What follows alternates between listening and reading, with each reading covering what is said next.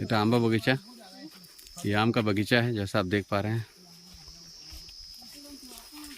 पूरी जैविक विधि से इस पूरे बगीचे में कोई भी किसी प्रकार के केमिकल का यूज नहीं किया गया है। न यूरिया, न पोटास, न किसी प्रकार का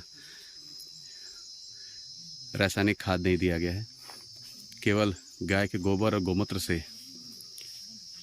इस बगीचे में आम के वृक्ष इतने बड़े बड़े हुए हैं। इन वृक्षों को जो भी न्यूट्रिएंट दिया गया है, जो भी पोषण दिया गया है, वो केवल और केवल जैविक विधि से गाय के गोबर का, देसी गाय के गोबर गोमूत्र का प्रयोग किया गया है। केचुआ खाद का प्रयोग किया गया है। और जड़ों में जो पत्तियां गिर जाती हैं, पतझड़ के मौसम में जो पत्तियां गिरती हैं, उन्हीं पत्तियों से इनकी जड़ों का मल्चिंग किया गया है, जिससे कि पानी का इवापोरेशन, ट्रांसपिरेशन कम हो सके, इवापोरेशन कम हो सके और ज़्यादा से ज़्यादा दिन तक जड़ में नमी बनी रहे। जिससे कि ये बेसिकली जिस एरिया में पानी की कमी होती है वहाँ पे इस तरह से मल्चिंग किया जाता है। मल्चिंग करने से आपको महीने में 2 बार 3 बार पानी देने से भी काम चलता है। आप देख पा रहे हैं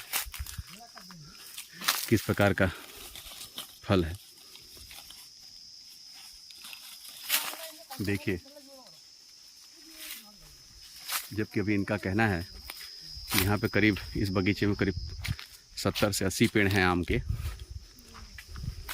आप देखिए गुच्छों में आम कितना बढ़िया फला हुआ है, देख पा रहे हैं आप।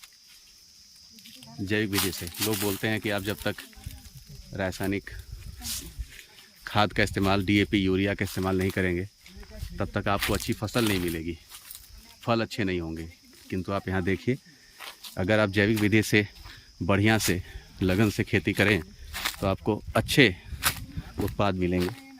आप देखिए, आपको मैं दिखा रहा हूँ कि कितना गुच्छों में आम हुआ है। आप देखिए पूरा पेड़ जो है आम से लदा हुआ है। देखिए हर पत्तों में, हर डाल में आम गुच्छे में है, देख पा रहे हैं आप। इसीलिए हमने हमेशा कहते हैं, हम ग्राम समृद्धि ट्रस्ट द्वारा हमेशा जैविक कृषि को प्रमोट करते हैं कि आप जो भी खेती करिए वो महत्वपूर्ण नहीं है, लेकिन किस प्रकार के आप खाद का इस्तेमाल कर रहे हैं, किस प्रकार के आप कीटनाशक का इस्तेमाल कर रहे हैं, ये महत्वपूर्ण है। मैं आपको दिखा रहा हूँ कि गुच्छों में आप आम देखिए। तो यहाँ पे करीब करीब आप देख पा रहे होंगे, करीब करीब यहाँ पे इस बगीचे में 80 आम के पेड़ इन्होंने लगाए हैं। तो अब आप खुद कैलकुलेशन कर लें कि 80 प्लांट, 80 आम के पौधे से 22 कुंटल सबको इन्होंने, जब बोल रहे हैं गांव में इन्होंने बांटा है, घर पे खूब आम ये लोग खाए हैं।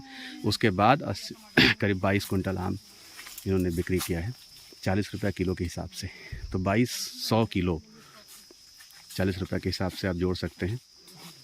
और 1 एकड़ से भी कम ज़मीन है।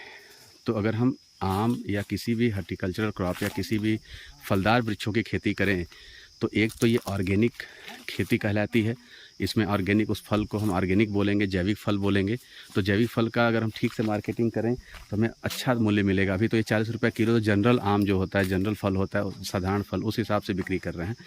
इनको सही से अगर गाइड किया जाए तो जैविक फल के हिसाब से इसको बेच सकते हैं और उसका दाम सीधे 40 से 80 रुपया, 100 रुपये किलो तक इनको मिल सकता है। तो इस प्रकार से 1 लाख से 1.5 लाख रुपये इनकम आराम से 1 एकड़ से किसान कर सकता है। जैसा कि आप जानते हैं कि फलदार वृक्षों से हमें ज़्यादा मेंटेनेंस की भी आवश्यकता नहीं होती है। हम कम से कम मेंटेनेंस में भी आम की खेती, फलदार वृक्षों की खेती कर सकते हैं। आप महीने में, जब पौधा नया है, हमने शुरू में प्लांटेशन किया है, आप देख सकते हैं शुरू में आप जब प्लांटेशन किया है तो आपको सप्ताह में 2 बार इसको पानी देने की आवश्यकता है। और जब ये पौधा 1 साल का हो जाता है तब आपको महीने में 3 से 4 बार सिंचाई करनी पड़ती है। अब देखें, मैं आपको लगातार दिखाते जा रहा हूँ। कई प्रकार के इन्होंने आम लगाया है। कुछ तोतापरी के प्लांट हैं, कुछ लंगड़ा हैं, कुछ बैगनपल्ली है, कुछ देसी आम भी हैं। तो इस प्रकार के आपके वृक्ष हैं। तो 1 साल के बाद आप जैसा बता रहा था आपको कि 2 से 3 इरिगेशन की आवश्यकता पड़ती है महीने में। उसके बाद फिर जब पौधा 3 से 4 साल का हो जाता है तो उसे वर्ष में 3 से 4 बार सिंचाई की आवश्यकता पड़ती है, उससे ज़्यादा नहीं।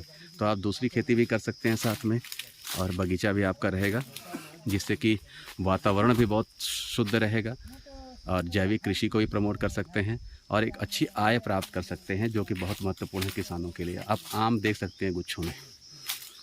तो हमारा जो उद्देश्य है हमारी संस्था ग्राम समृद्धि ट्रस्ट का, जिसके माध्यम से हम आपको विभिन्न प्रकार के जैविक खेती करने वाले किसानों से, जैविक खेती करने वाले उन्नत किसानों के खेती के बारे में, उनकी आय के बारे में और कैसे वो सफल हुए इस बारे में बताते हैं। मैं विशाल सिंह, ग्राम समृद्धि ट्रस्ट का को फाउंडर, आप सभी लोगों को धन्यवाद देता हूँ मेरा वीडियो देखने के लिए। जी धन्यवाद, नमस्कार।